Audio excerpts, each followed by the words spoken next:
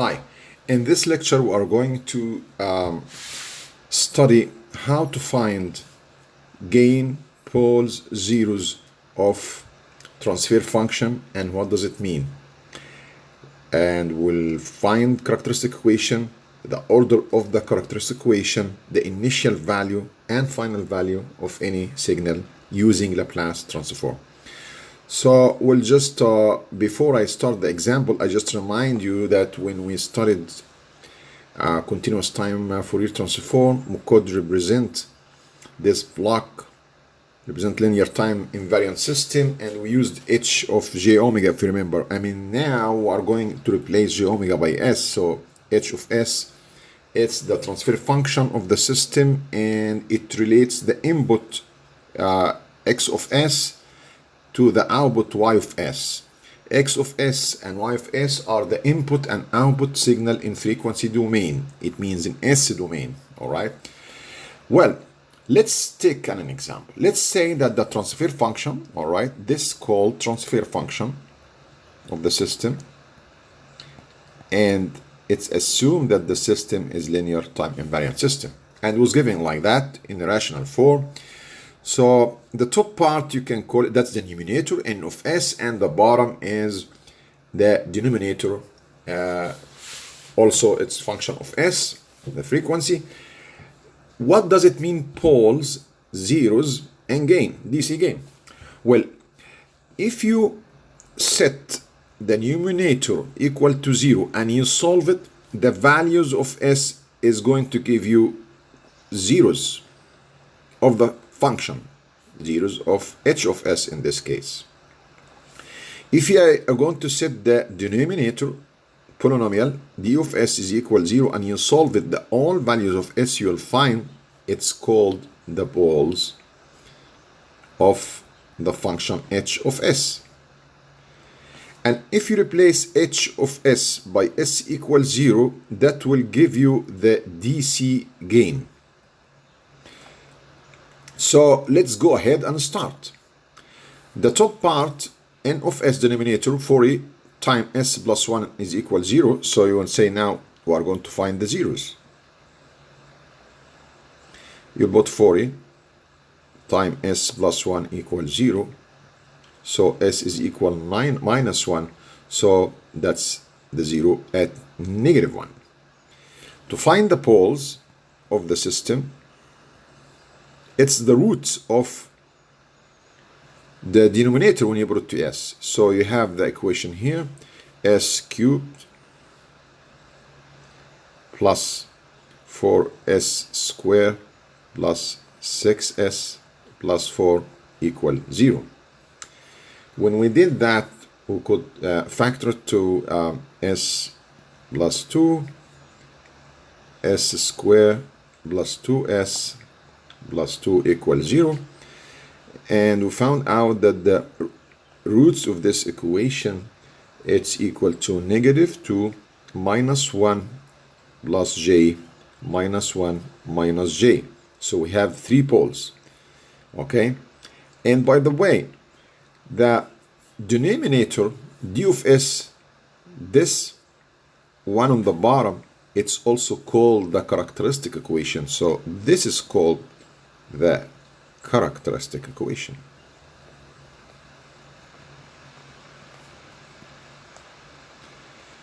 And the order of the system, it is the order of the characteristic equation. What does it mean, the order? The highest order of s here is 3. So the system is of order 3. Actually, you can plot the poles and the zeros of the system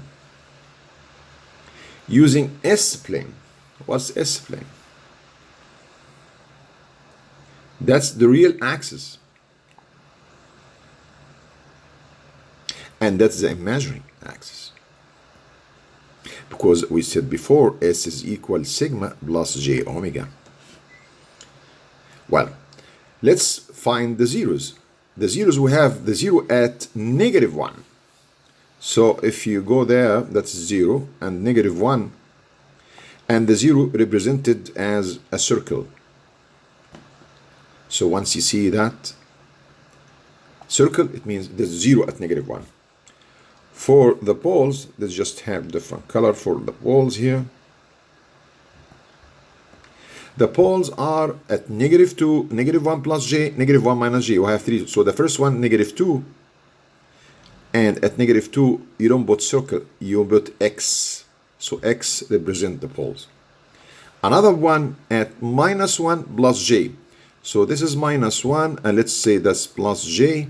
So if you go the intersection here, so you got one pole here.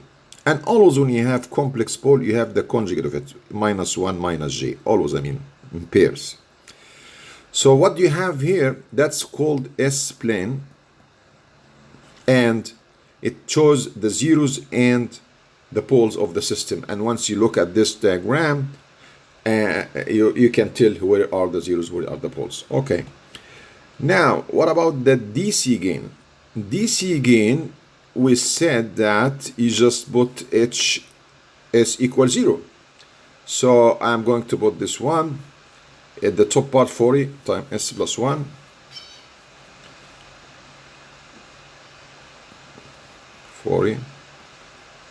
S plus 1 divided by, well, can use that, I mean this one, S plus 2, S square plus 2S plus 2.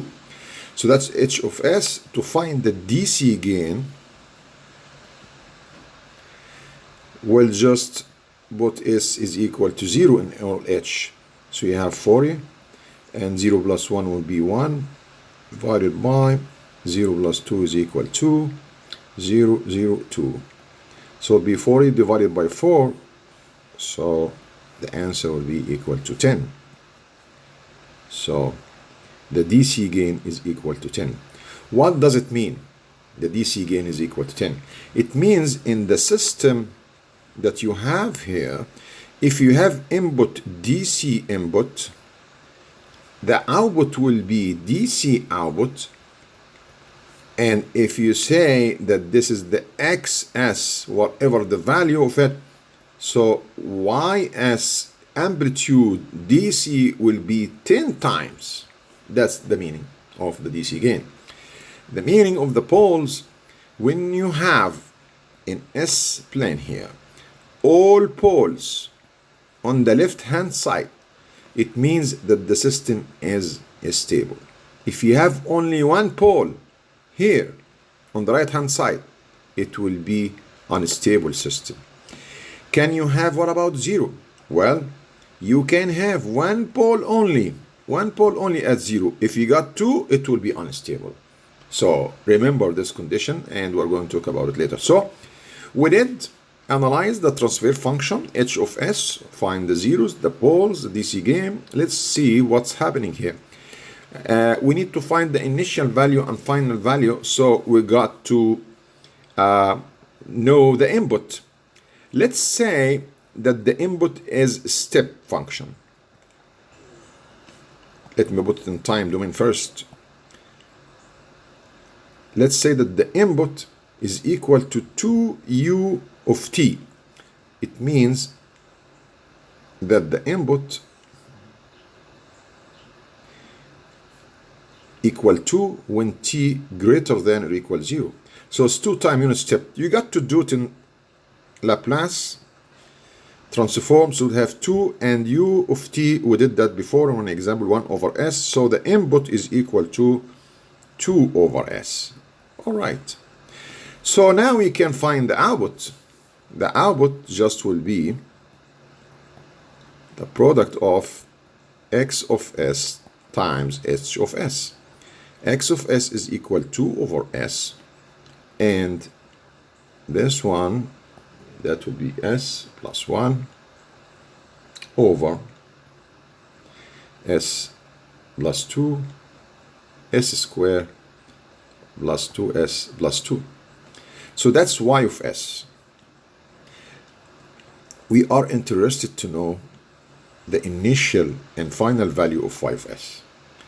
Well, the initial value That's what we are going to talk about, initial value theorem.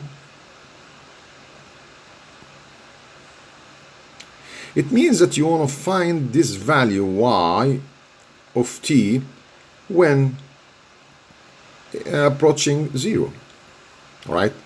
But to do that, you got to do the inverse. Laplace is really nice. It tells you, no, you don't have to do that. If you have y of s, just multiply it by s and find the limit when s goes to infinity. Nice. All right. So I'll do that. I will multiply s, y of s equal.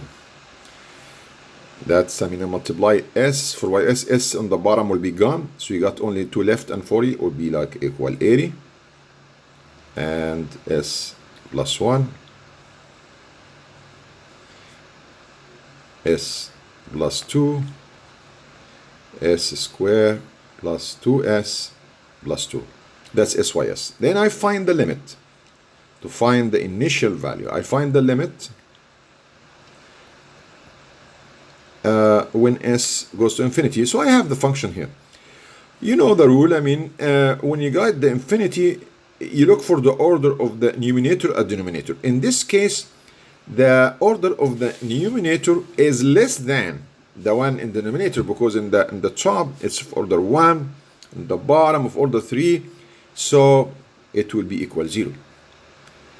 If both are equal, maybe somebody, if you have another problem and they are equal, you just, all you're supposed to do to get the highest order on the top and on the bottom, and then find their coefficient. Like, let me just tell you an example of that. Let's say that you have s plus 1.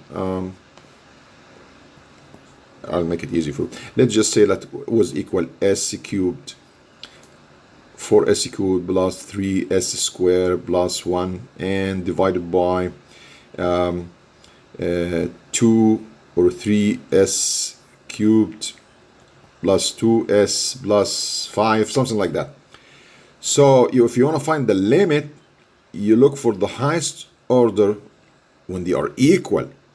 So you look at the coefficient of the top and the bottom and divide it 4 over 3, so that will be equal 4 over 3. That's, the limit for the infinity. Just I'd like to mention that, because it was easy in this example, because in our example here, the order is equal 1 of the numerator, the bottom is of order 3. So since this one is less than this one, the limit for infinity be equal to 0. Let's now find the final value.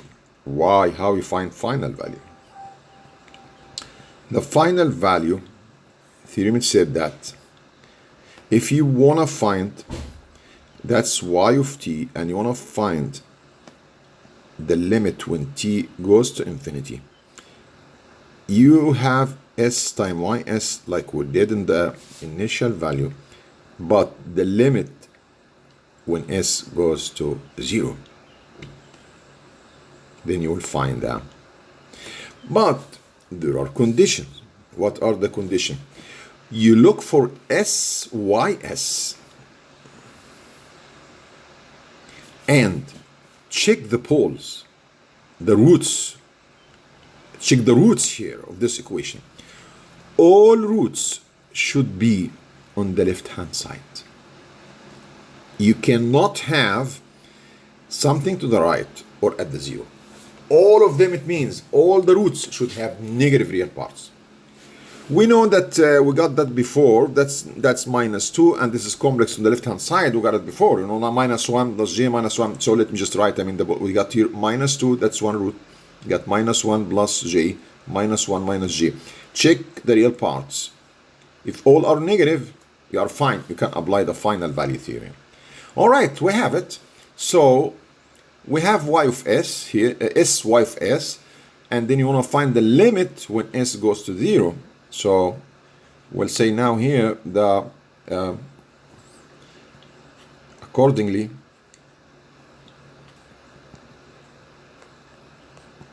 when you look for the limit here, I got to write it 80 s plus 1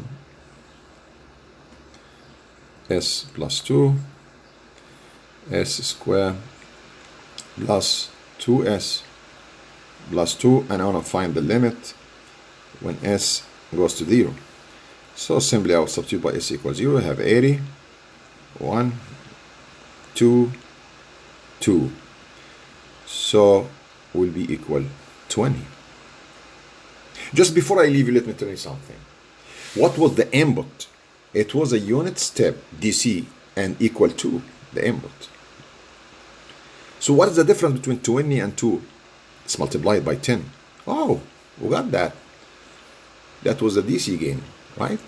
We had before. DC gain was 10. No, okay, that's right. Well, I think that's it for today, and I hope that you understood.